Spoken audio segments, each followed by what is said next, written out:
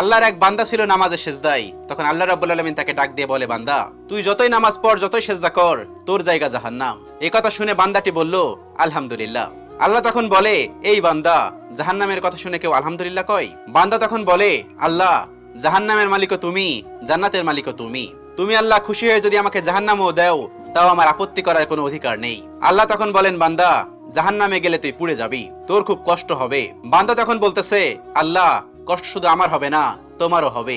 আল্লাহ তখন বলতেছে, বান্দা, তুই পুড়বি জাহান্নামের আগুনে, আমার কষ্ট হবে কেন?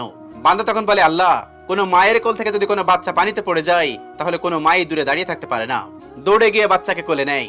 আমার বিশ্বাস ওই মায়ের চেয়ে কোটি কোটি গুণ দয়া তোমার বেশি। আমাকে জাহান্নাম দিলে তুমিও আল্লাহ শান্তি পাবে না। আল্লাহ তখন বলে, বান্দা, এই দলিল তুই কই পাইলি? বান্দা তখন বলে, আল্লাহ, আমাদের জাতির পিতা ইব্রাহিম আলাইহিস সালাম তোমার প্রেম মুখে নিয়ে যখন নমরুদের আগুনে পড়ে গেল, তার আগেই তুমি বলে দিলে